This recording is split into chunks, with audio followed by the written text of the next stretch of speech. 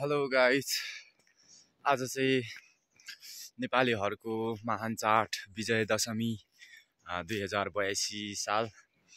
अहिले चाहिँ असोज महिना 15 गतेका दिन 16 गतेका दिन चाहिँ आज टिका हो। अनि त्यस विशेष कारणले गर्दा चाहिँ अनि म चाहिँ टिका लाउनु जाँदै हो माथि भाउजूकोमा है।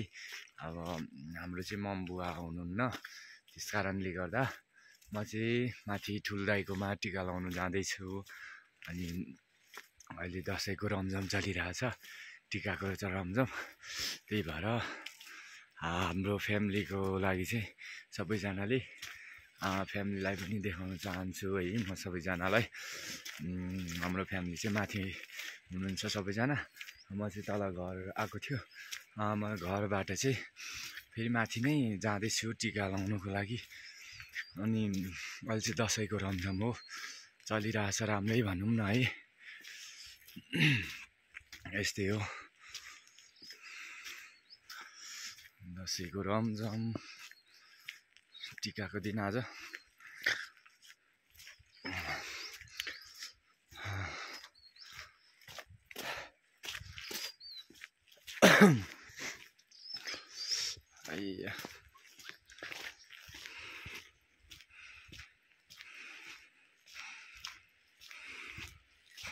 पुगे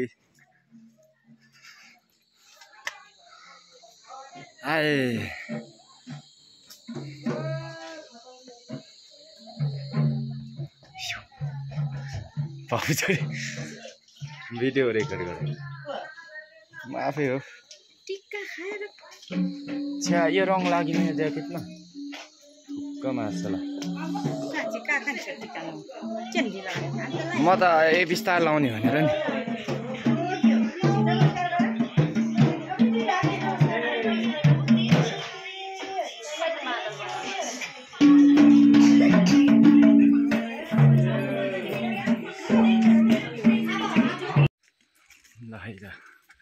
म चाहिँ टक्कसँगले है माथि आइपुग्यो। सबैजनाले मेरो फ्यामिलीको दसैँको महल चाहिँ हेरिदिनु होला ल, कतिको रमाइलो हुन्छ र रमाइलो हुन्छ कि हुँदैन भनेर सबैजनाले हेरिदिनु होला। मलाई झ्याल परिरहेछ सबैजनाले। हाम्रो